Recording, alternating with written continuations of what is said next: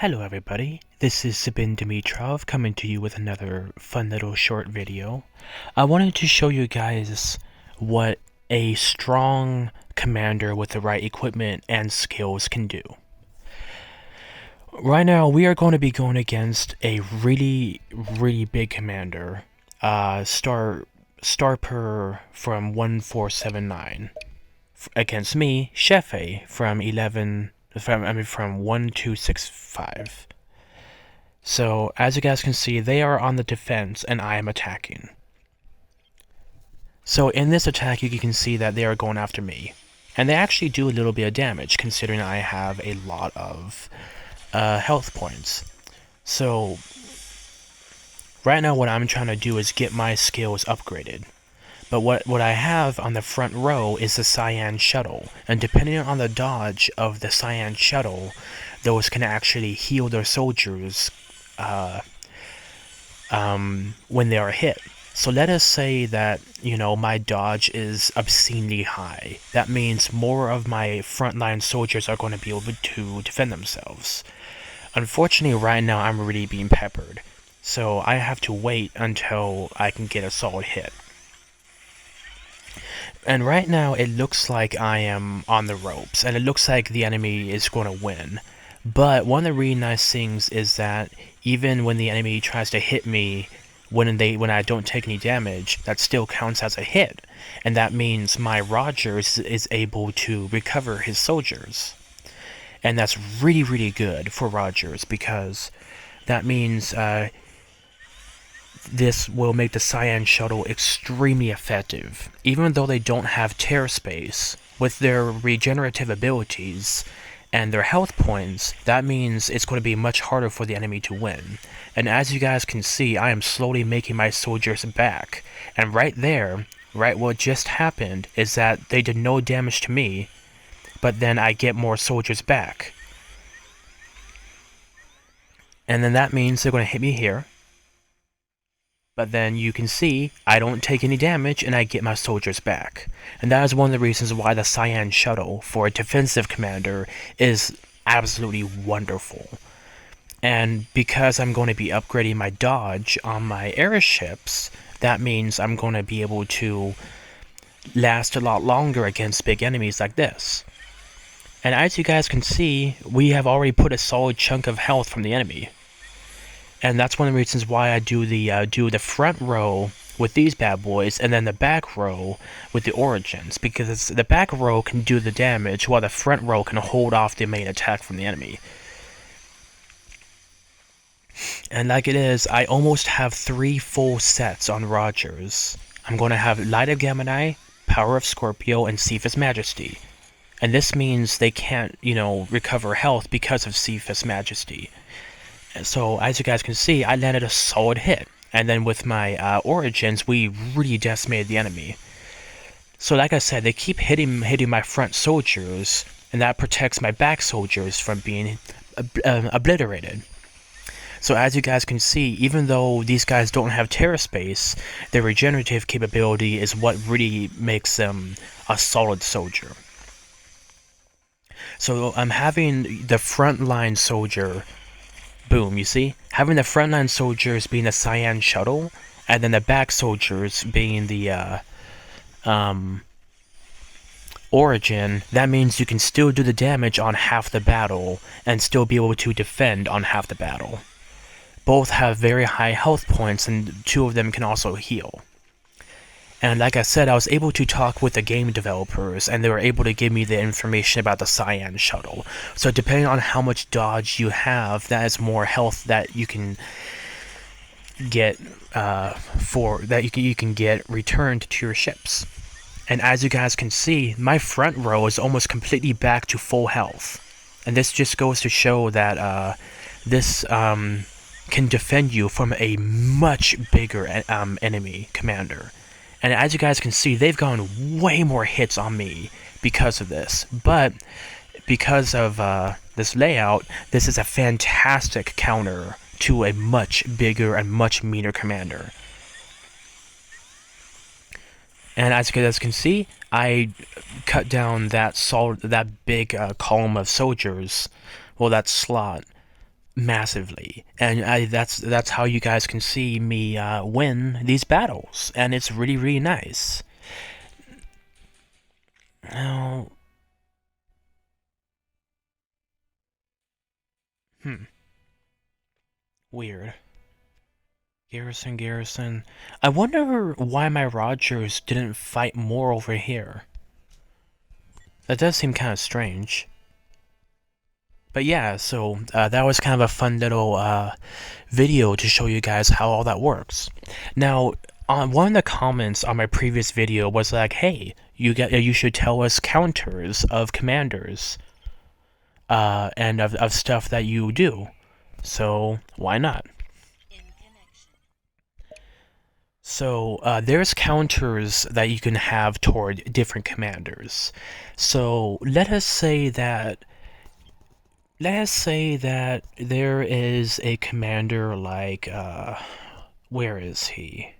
It's a commander I hate the absolute most. I hate this commander. Where is he? Here we are, this guy. Reinhardt. I absolutely detest Reinhardt with an unholy passion. Absolutely hate him. And the reason why is because he has some abilities that make him extremely annoying to deal with.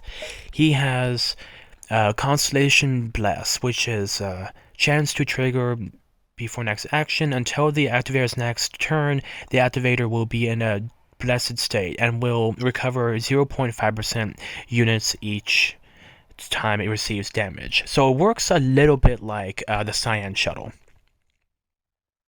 Then the hyperspace armor is the initiator becomes clad in hyperspace armor, reduce and receive damage by 0.3%.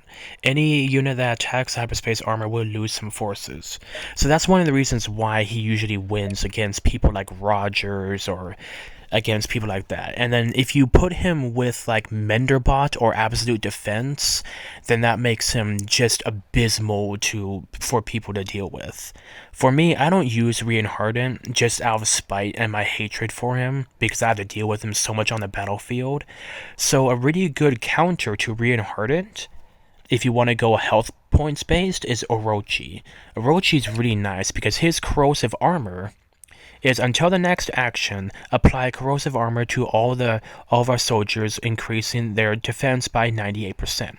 Attack units with corrosive armor will cause their attacker to enter a corrosive state, unable to recover health points and directly losing units equal to 49% of the initiator's population. Next action, damage dealt through this method cannot exceed 200% of normal attack damage. And then the Menderbot, which is super nice. This one has a higher percent chance to activate, and this is place a robot that lasts one round and it recovers 30% lost units for all our troops at the end of their round. And Menderbot is really really nice. So one of the things that I put on this guy is quick replenish, 22% chance to trigger before the next action. Until the activator's next action, the activator is in a state of quick replenish. Every time damage is received, 13% of health points will be recovered. So there's going to be two things that will help Orochi survive. And I'm thinking about increasing his leadership more and doing that. And I've told you guys why I have 2 defense commanders, 2 attack commanders, and 1 kind of wildcard commander. A really good commander to go against Reinhardt, like I told you guys before, is Vega, especially if he has Shockwave. Because especially in Kasatani event right now, what's going on is that they have a special thing called the tech. So we have 3 different tiers. We have Empire Tech, we have Black Ice Tech, and then we have Ether Tech. And for me, the reason I chose this, Fire Awakening for Vega, and Fire Awakening makes it so that way all abilities are, and all the awakening skills will not miss, and then the skill damage is 16%. So that means even if normally a person has extremely high dodge, my Fire Awakening skill will absolutely devastate the enemy. And because I also have Shockwave, that also means even if the Fire Awakening doesn't do them in, Shockwave will also do damage. So I pretty much have two versions of Shockwave ready to go. And then on Rogers, I have this bad boy. Black Ice Nano Armor. Let's see. This applies corrosive armor to all of our troops, increasing their defense by 18%. Attacking units which with the corrosive armor will enter the corrosive state, blah blah blah blah blah. So yeah, so pretty much I now have corrosive armor on Rogers, making him even more horrible to deal with. And like I said, guys, a really good counter against Reinhardt, which is a commander you're going to be running against a lot, is Vega. Because Vega's breakdown will allow him to be able to crush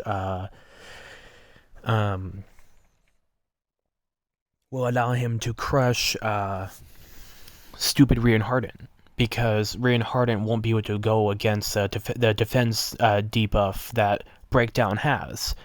So yeah, so Vega is immediately going to be able to chew through him, especially if you have the right kind of skills on him. And that's why I go only for attack with Vega, because he has skills that will allow him to do that. Get out of here. And like I said, on Vega, I have Power of Scorpio, which is a direct hit, will hit skill. And then I also have Gemini, which is also a will hit skill. And then I have 3 out of 5 Cephas Majesty. So I might switch it for something else, but Cephas Majesty is nice because the enemy can't recover health. And then another way to go against Reinhardt is a high enough Sister Wolf. I don't have her at level S right now, so she's kind of in the process of being made, but going against Reinhardt, a good Sister Wolf will be able to do that for you, because both her skills will be able to be 100% chance of being used. So there's a 100% chance to trigger, which is called Quick Draw. When attacking, you deal damage to the target directly. The amount of damage is equal to the 48% of the lost HP of target. It is certain to hit. The damage is not affected by damage reduction effects. So that means no matter what people try to do with their Reinhardt, they're always going to receive damage. And that's another way for her to be actually extremely effective on the battlefield. So you can use her against health point commanders, and that'll make it so that way they won't be able to survive as well.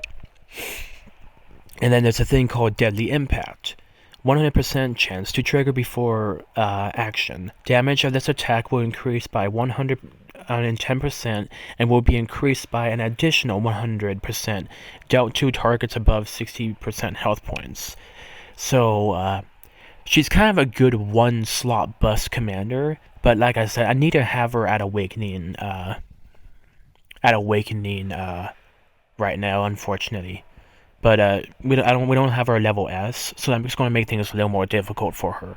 But she does really good for the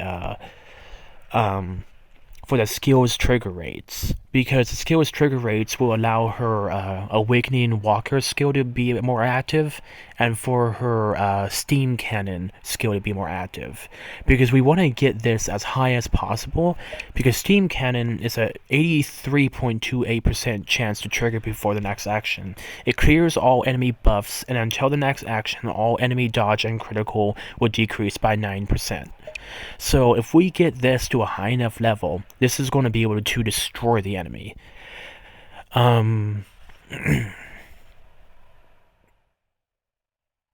I was also told that corrosive armor would also be a good way to use her for, but I like the Steam Cannon, so having her, once she gets to level S, will be fantastic, because even though she might lose the battles, she's going to be able to do a lot more damage to the enemy. So, like I said, having penetration for her as well as the skill's trigger rate is going to be really really nice because that's going to allow her to do a lot more damage. And yeah, so I have Light of Gemini on her, and then I have Light of Libra on her, and that will allow her to be able to defend against other commanders a little easier. Now, Light of Libra is this is receive skill Light of Libra from this suit. 20% chance to trigger before next action. Until the activator's next action, counter all attacks which will hit, and damage as normal attack damage 100%. So, with her, because I am mainly an airship commander, what you can actually do with her is use the Cyrus. The Cyrus is super nice because you have pretty much the effectiveness of a walker, but you have airships. And because my airship technology is much better than my walker technology, tier 10 is perfect with her because her abilities can be used for airships, even though it's walker abilities. Because, let's see. Tier 9 and Tier 10 airships can use walker abilities, and then Tier 11 airships can use, what's that term? Tier 11 airships can use infantry. So there's been people who run Vega with Wings of Eternity, which means you get another chance to attack if it triggers. So pretty much you can just peg the enemy multiple times in one round because you have Wings of Eternity. And then for walkers, if I remember right,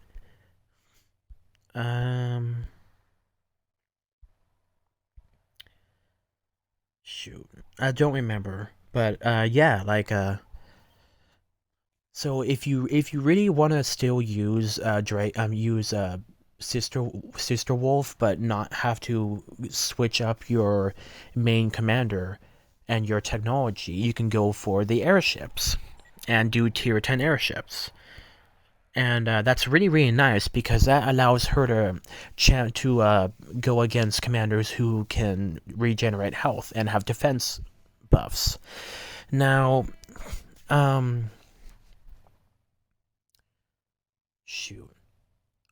So the comment that the nice person made on my video last wanted me to say, good counters of different commanders. So a good counter against Rogers would be a heavy attack commander like Vega, or one who can also heal. And in all honesty, that's why Reinhardt usually wins over Rogers if you don't have high enough equipment and skills, because Reinhardt can actually recover his health and has his own little horrible set of abilities. And so that is why for Rogers, I just wanted to make it as hard for him to be killed. And that's why I'll go for health points and then the absolute defense with defensive stance and Tyrant Cometh. And like I said, I'm going to be having 3 sets total. I'm going to be having Power of Scorpio, Cephas Majesty, and then Lie of Gemini. And Lie of Gemini is going to be my 3rd skill on Rogers, which will allow him another chance to fight against the enemy and not lose all the time. Now, the reason why I do Cephas Majesty on Rogers is to kind of help even out the playing field. Because Cephas Majesty has Critical Wither, which will allow him to have more survivability against people who have high crit damage. And then the reason why I have Scorpio is because it's a guaranteed hit and its health points boost. So he has 30% more health points already on top of the insane amount of health points he already has. And then Light of Gemini is going to be more attack, which is one of his skills, which is Tyrant Cometh. So because he usually runs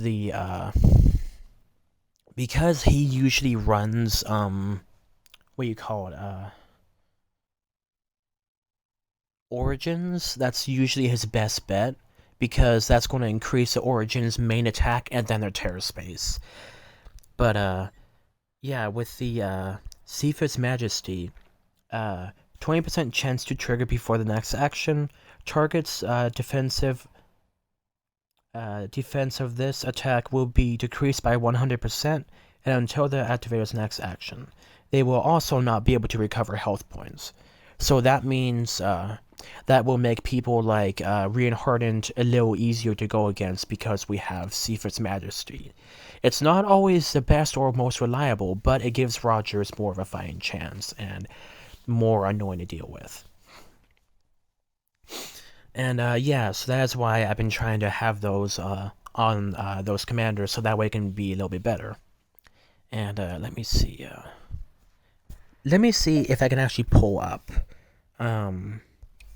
what that person said in my video.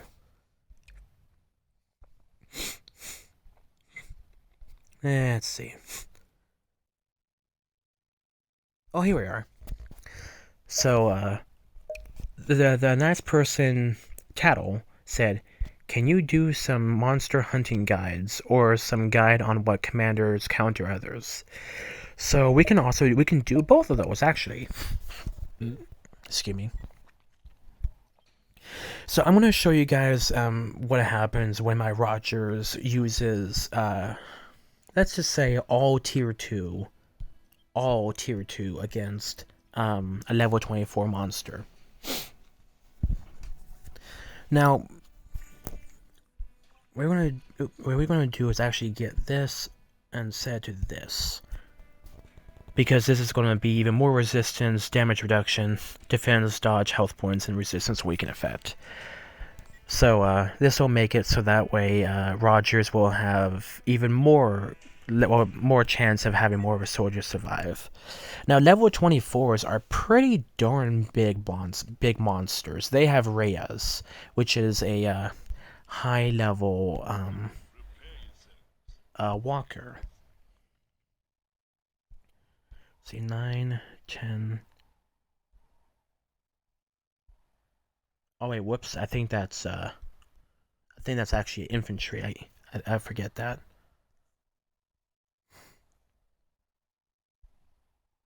Right? Am I looking through it? Oh wait, no, this is a tier 10. My apologies, guys. It's a tier 10 walker. So we're gonna I'm just going to show you guys what happens. This should be a win. There we go. And as you guys can see, I only lost 123 seagulls, which is insignificant compared to what the enemy lost.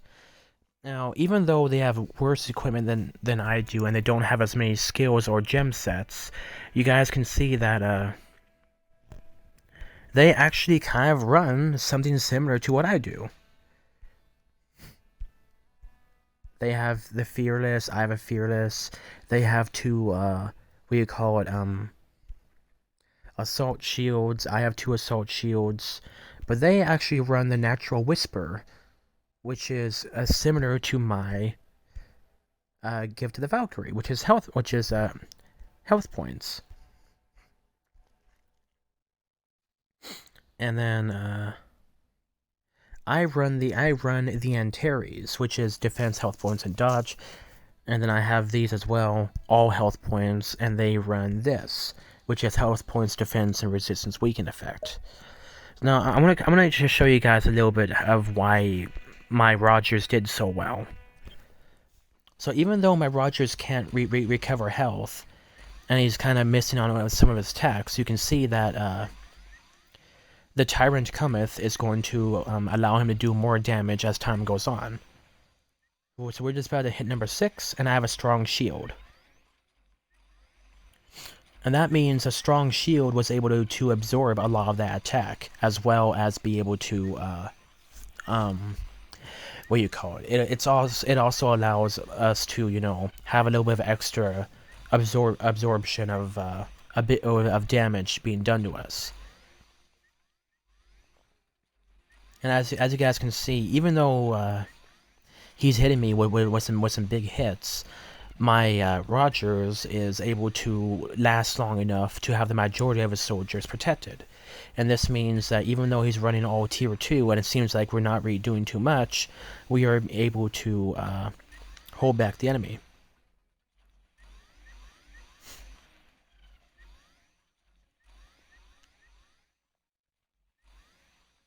I think it's corrosive armor that's doing the damage because I don't remember enemies suffering random bits of damage to themselves normally.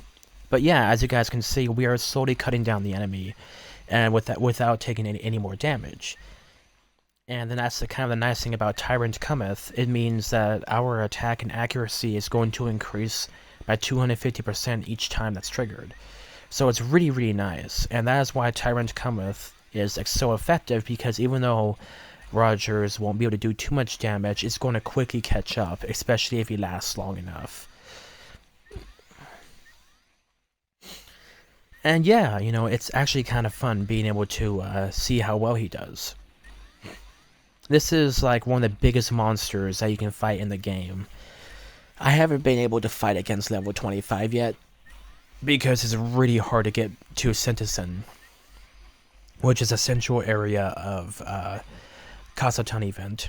And it's kind of frustrating, but it's whatever.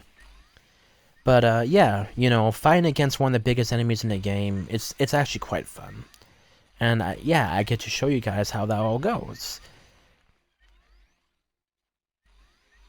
So every time the enemy tries to chew through me, Rogers keeps, upgrading his abilities and keeps, what you call it, reactivating them. So, and because he has his absolute defense plugin, that means it's always active. So even if the enemy tries to clear my defense buffs, the absolute defense technically is just even more defense. So it makes it even harder for the enemy to hit me.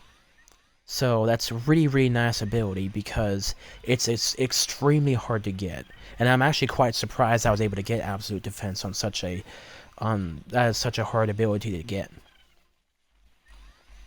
But yeah, as you guys can see, even though they hit me almost every time, my Rogers is able to defend himself against that. And then so let's just go through this. And boom, I win. But yeah, so losing only 123 soldiers, which goes down to 62 because of the not the meta energy, but the abyssal energy that allows you to be able to do your stuff, allows you to heal your soldiers. That means it's a lot cheaper and easier to get back. Where is it? This stuff right here. So level 8 is which is when the troops return to the Ark, the system will automatically consume abyssal energy, healing 50% of the soldiers injured in battle. So let's say I go full ham on an enemy and I use Rogers with tier 12 soldiers, and I lose, like, let's say 300 origin, which is horrible to heal. If I have enough abyssal energy, that means 150 of those origins will automatically be healed, and that means the stuff that I would have to heal would be much less, and that's really, really good for me because that won't allow me to be put out of the game for a long time.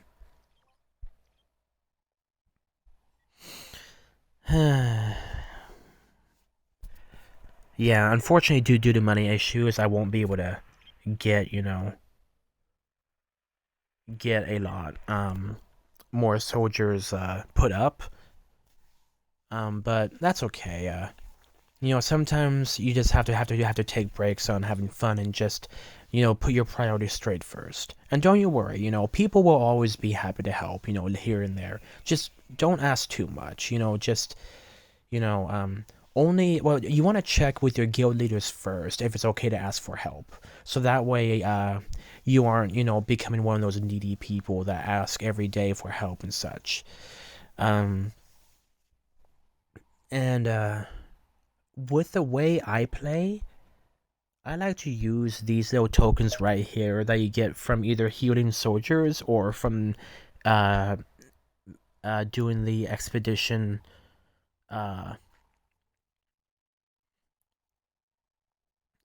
Doing the expedition stuff. Let's see. I always do these, the meta crystals, because that allows you to upgrade your paraloper as well as have emergency resources to heal your soldiers if you are out of resources. And depending on what you actually do, for instance, certain quests will give you rewards of the expedition coins. So you want to try to focus on getting those without putting yourself too far out.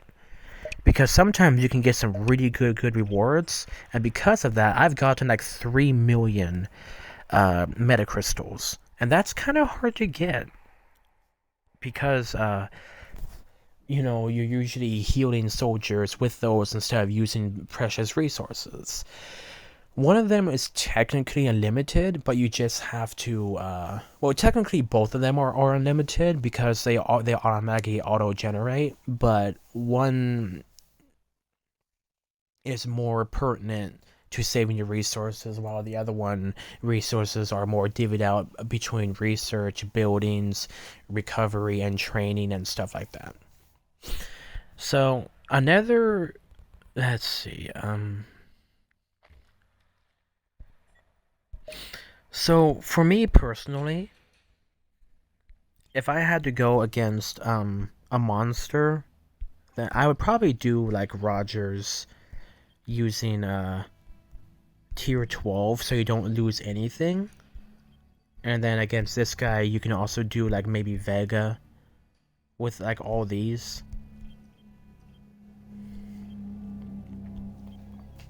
And then you guys will see in like 4 minutes, I guess, how that all works out. Because, like I said, the airship's abilities for the tier 12, like I've told you guys a couple of times before my other video, the terror space is based on health points, while the ether impact is based on how much attack you do against the enemy. And there's actually been a couple attacks that I've done, if I remember right. Let's see. Not that one. Is this one of them?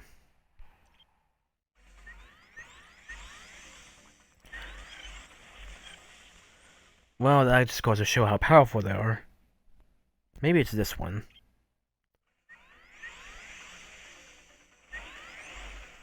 Nope, that's Shockwave that did that. Ah, boy, where is it?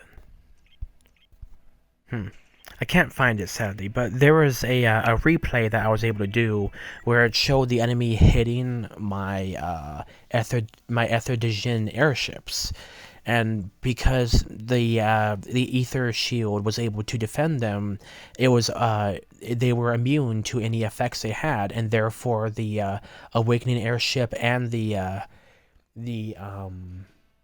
I was fighting against a Dragon Slayer who had max level Shockwave, but because my Ether de Jin was able to get enough of a shield against Dragon Slayer's Shockwave and her initial attack, that means her Shockwave did nothing to the rest of my soldiers because the Ether de Jin was able to have a strong enough shield against that.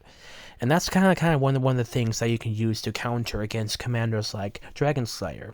Even though the Aether de Jin do not have as high of health points, their shield, depending on their attack,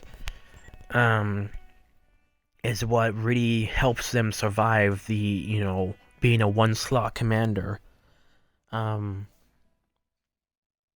that's one of the reasons why having That's why one of the reasons why being able to do that is it's great with Vega, and that is why I run Shockwave on my own Vega, and that is why all of his abilities and armor are keyed toward attack and guaranteed hits.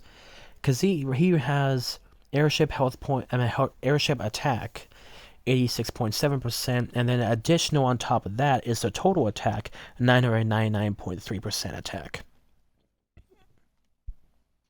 And then he has the power of Scorpio and Light of Gemini, which are two guaranteed hits, as well as the attack plus 30%.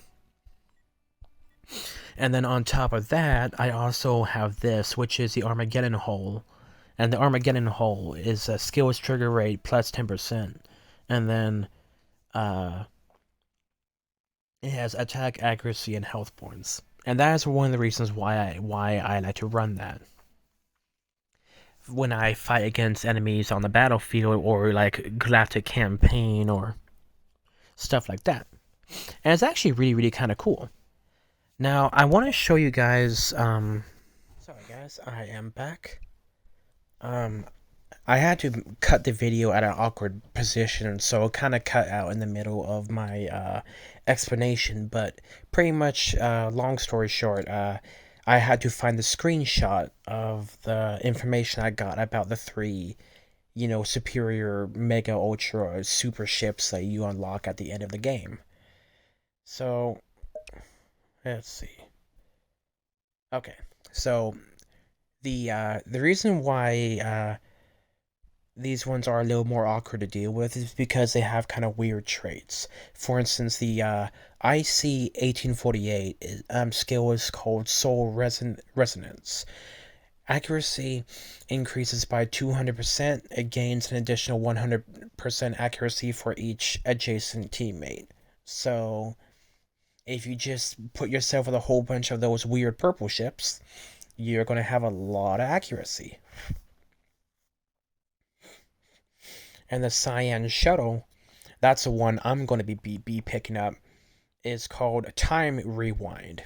It revives 10 to 30% units after receiving an attack. The number of units revived increases with dodge.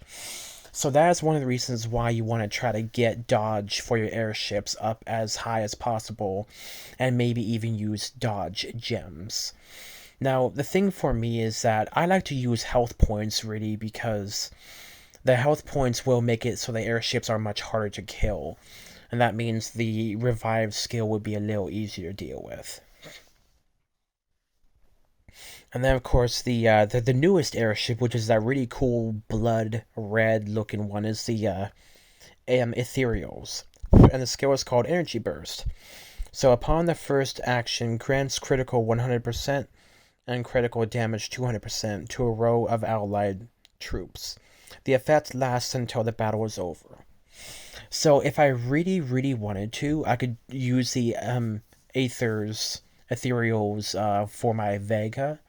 But in all honesty, if you really want a solid ship to take that is good for multiple roles, I would recommend the Cyan Shuttle because they regenerate health. And if you have a lot of dodge, you'll be able to defend yourself easier and recover. And I'm going to be doing a lot more battles with Rogers as a wall to defend against the enemy than I will Vega to defend. Now, Vega is fantastic for defending, especially if he activates his defense. Um, his defense for the arc. Like, let's say your arc gets plastered, then let's see, get rid of that. Here we are. There we go. So let's see. Here we are. So this is kind of the video. That's one of the reasons why Vega is so amazing against health point commanders because his attack and the shockwave is able to do damage all over the board and make it easier to win. But that's also one of the reasons why he's so good at being able to defend against full marching enemies. On one of the last battles I had in Galactic Campaign, I stayed around for the longest out of my guild because I wanted to get us extra points. And what I did is that I have like almost 600 random warps, and what that does is that that allows me to jump around the map. And what happens is that this is something that you guys really need to take into account and remember this. This is very important information. Once your commander wins a battle, he loses first strike. And first strike is on the defending side. So let us say that your commander, like let's say Vega gets a solid hit against the enemy and clears the board and therefore wins the defensive battle. That means the next enemy to attack you gets to hit first. So you always want to reset. You want to click that little X button. So let's say Vega is inside your arc with these, and let's say that the enemy hits you. That means you have to jump out of the way of the enemy, and you have to hit that little X, and then you have to quickly jump back to this, do this, do this, do this, do this, and do that, and then you're back and ready to go. So that way, if the enemy hits you again, that means you're gonna have the first strike option again. There was one time I destroyed like almost like 2,000 tier 12 enemy ships because of that. And that's a really good way to get at the enemy because even if they don't have anything on the first row, I mean the first column, you're going to still kill their commander because you get first strike. So it's very rare that you're actually going to they're actually going to get out unscathed. You either have to have horrible triggering on your skills, or you're gonna have to have just bad play how that goes. So you always want to make sure you um have first strike. Now the reason why I like to use tier 12 with Rogers is how you're gonna guys see why.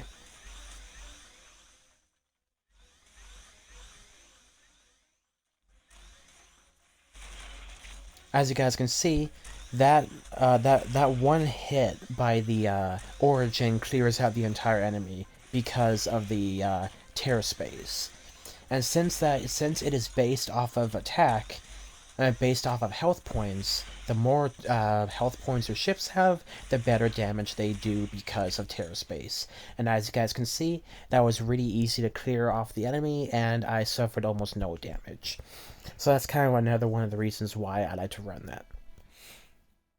Um, but yeah, like there was this one commander that came at me with like big soldiers. Like it was a Walker commander, and they were full marching me because they thought they were going to win.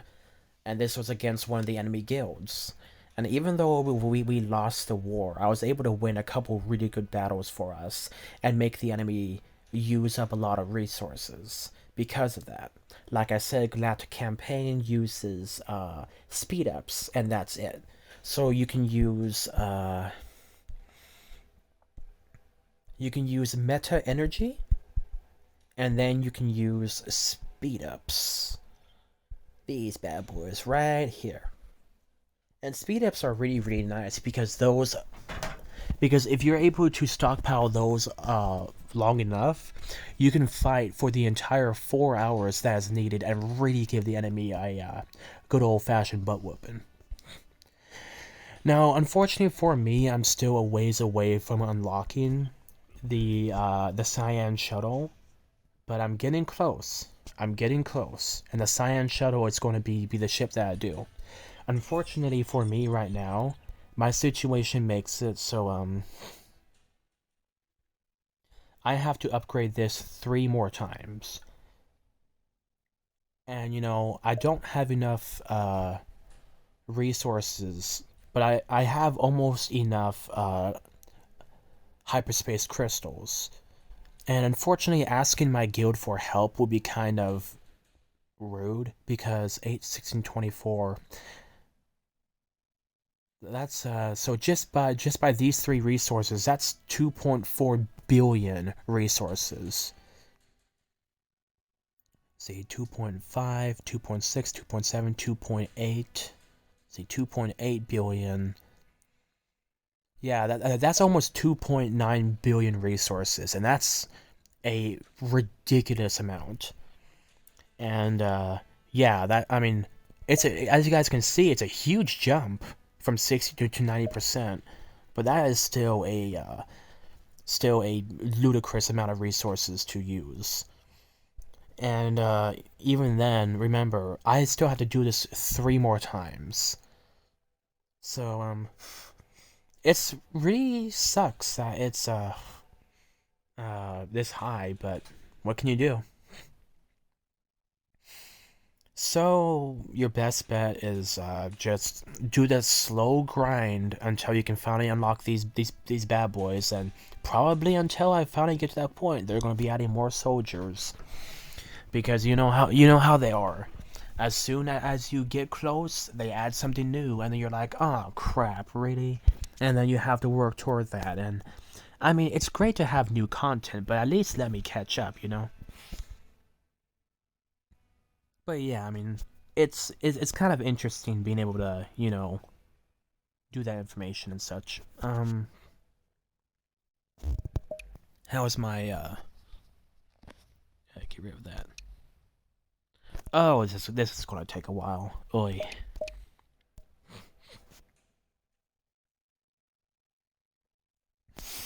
You know what? You know what I think I might do? I might cancel this and just do this post edit in my app because it's going to be annoying to deal with. So we're just going to hit cancel and just screw that because that's just going to be troublesome to deal with. But yeah, and then like I showed you guys on this one, you have these two things right here. You have the advanced airship dodge and the advanced airship defense. So if I keep upgrading these two things here as well, and these bad boys require only unlimited crystals, which are much easier to get, that means if I get more dodge and defense for my airships, that means eventually the Cyan shuttle is going to be a lot more effective, as well as the origins that I'm going to be using, and that's actually really, really nice. Because as you guys can see, everything else is maxed except dodge, defense, and hyperspace. And unfortunately, the way that the developers have the game, the Cyan shuttle has to be level 10 airship, a hyperspace airship, which is bogus. And the worst part, you want to know the worst part? So it's 55,000, right? Level 8, level 9, it's going to be 60,000, and then level 10 is 65,000. And then the worst part about that, after you do all that, after you spend like a year or two, or even 3 years, or even 3 years trying to get up to that level, suddenly the game's like, oh yeah, you have to use 90,000 hyperspace crystals to unlock these soldiers. So that means I'm going to be stuck in limbo for the foreseeable future, and that just means I'm going to be kind of stuck. And yeah, so if you want to do a defensive and offensive build for tier 12, do the Origin and do the Ether de Jin, because the Origin and the Ether de Jin are nice ships for being able to be offensive. My good friend Owl, or Owlington, he does the Mirage. And the Mirage is really, really effective because it has extremely high defense. Now, I'm going to pause the video and show you guys what I mean. Alright, so, oh, text message, okay. So, whoops, wrong one. Sorry, guys. I guess I don't have the information on the what do you call it, on the Mirage, but I was told that they have extra defensive skills, so that's what will kind of makes them effective. Like I said, my good friend Owl likes to run those, and they are effective, and they absolutely destroy the enemy, which is really really good. And it's good to have a lot of people try different things with airships because sometimes a unorthodox build is a way to go. I've only seen maybe 3 other people in my entire time in the game run Shockwave on Vega, and theirs is nowhere near the level of mine. Like, the highest I've ever seen someone run Shockwave on Vega is maybe level 9. But, they are following along a great idea because, this is based on attack. So, like I said, when you already have the Ether de Jin, which is based on heavy attack, because theirs is 21 is 2,100 plus 3,780 versus this guy, which is 1,600 plus 2,880. That is that is almost twice the amount of damage that you get to do against the enemy for the Ether de Jin. And that is one of the reasons why the Ether de Jin is perfect for commanders who run Shockwave, because that means they're not only going to be able to bust down the enemy's slot, but they're also going to be able to do a lot more damage with that Shockwave. And that, like I said, is great against enemy commanders who have a lot of what do you call it? Who have a lot of health points. Now, you might have to go to other YouTube channels for people who run different styles of, like, either walkers or infantry, because my specialty is airships. But like I said, once you get to tiers 9, 10, and 11, you can actually be able to branch out a little bit in those areas and be able to use those for other commanders. Like I said, the Cyrus is great for Walker commanders because Walker commanders can use that, and that means a Walker commander can also have airship-based equipment like that. So, really, in all honesty, once you get to tiers 9, 10, and 11, you can actually be able to enjoy more variety to what you are able to use for these commanders. And that is why, like I said, that is why using certain infantry abilities with commanders which are, uh, that is why, let's see, if you want to run a whole bunch of bus commanders, you can do Vega with Awakening. No, you can do Vega with Shockwave, and then you can do Dragon Slayer with what is it called? Awakening Infant. No, Wings of Eternity.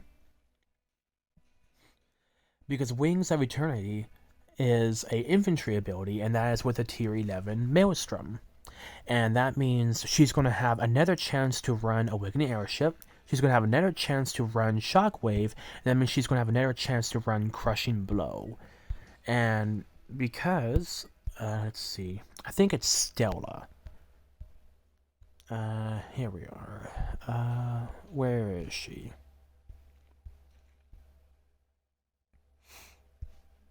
Here we are. Wings of Eternity. So infantry, 66%. That's because I have my arcs Armageddon active. It has a 66% chance to trigger before next action. After this action ends, the activator's troops have an additional action. If so, then damage of the second action will be 1.5%. So That means that means her ability on a airship commander can be, let's see, so 60 would be 90%, so I think around 45, or no, I think around 60-ish percent for a level 30, maybe, if I am doing the math right. But yeah, I mean, it's actually really, really cool because, see, 1.5 times 30. Yeah, that should be 60. No, 1530. No, that should be that should be 45. Yeah, 45, because it's not times 2. So yeah, 45. My apologies, guys. So 45% damage on that. And because of that, that means Dragon Slayers on skills will have all that more opportunity to run those, as well as run Scorpio and Gemini and stuff like that. And that's really, really cool. And then on top of that, if I remember right, you could run a infantry uh, gem on her as well, and that will also give them more abilities to do that. So it's actually really, really cool because you're able to do that. Now, unfortunately, the infantry gem will only be good for like the passive skill, if I remember right. I haven't really delved too much into this, but because I use tier 12 airships with her, I run destructive power because this is a 88% chance to trigger before next action. If this normal attack is dodged, 70% of the normal damage is dealt to the target, which cannot miss. The damage is not affected by damage reduction effects, and that is why this is so effective, because even if she misses with her initial ability and attacks, that means she's going to still be able to do some damage no matter what, as long as this triggers. But yeah, I mean, a lot of people run Dragon Slayer with Tier 11 and Wings of Eternity, because even though it's not as strong as Tier 12 airships, she'll be able to have more chances of attacking and be able to do Wings of Eternity. And that is why sometimes, running things like this, the skill's trigger rate, and then, oh, get out of here, and then piss off, sheesh, and then running the Fire Spirit, which is another skill's trigger rate, that's 15% plus 18.4%. You know, that means all of her skills are going to be just, beefed up even more with that because of those enhancements. So if you really, really run one of the two, you could actually do a really solid build around that for her. Um, and yeah, you could do the same with let's say you have Stella and you want to run Shockwave. If I remember right, the tier 9 Death Angel. Wait, hold on a second. Let's see.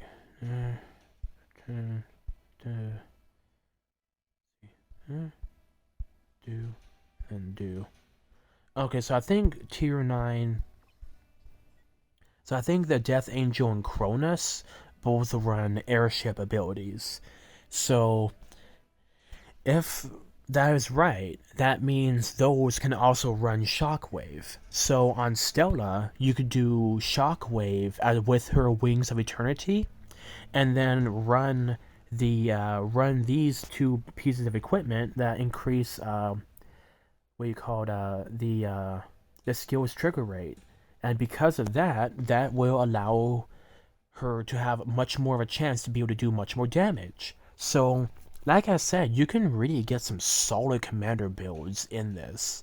If you want to go a specific way. And, if you try to think of the synergies of different builds and soldier types, you can turn even the most basic commander into one of the most terrifying people you can imagine. So yeah, like it's actually really kind of cool, and this is kind of the video that shows monster hunting, shows a little bit of counters, shows a little bit of ways to uh, run your commanders and new and interesting ways to run things. And like I said, this game likes to use creativity. It likes to see what people come up with. So always keep your mind open because you might find a weird way to exploit the game and be able to turn yourself into a nasty, nasty person. Remember, it doesn't matter how big you are. It matters how you play, and it matters how you set yourself up. Once I get airships all completely maxed out, I might move to maybe another set of soldiers and uh, try going for a another slot bust build if the game permits it. Remember, some commanders will not be able to have the same ability. I was actually surprised that Vega and Dragon Slayer could both be active and run Shockwave. Because certain commanders, if you have them activated, won't be able to let their abilities be used on other commanders because that means they would become too powerful or some kind of balancing done by the devs. So it's actually really kind of cool um, if you think about it and you try to set things out. But yeah, so just be creative. Find unique and strange ways to run the game. Do you want to sacrifice damage and airship tier for running tier 11 airships and having Dragon Slayer be running uh, the Wings of Eternity? Or do you want to use Destructive Power or another ability that guarantees her to hit with tier 12? So it all just kind of depends on how you want to play that game and what ways you want to exploit the mechanics of the game. So as long as you are having fun, as long as you are being effective, that's a way to go. Anyway, I'm going to be having about 2 videos that are about 25 minutes each, so I really need to cut this down. But yeah, I hope you guys enjoyed this little walkthrough of the content I have provided, and hopefully this will allow you guys some really cool ways to be able to enjoy the game. Anyway, I hope you guys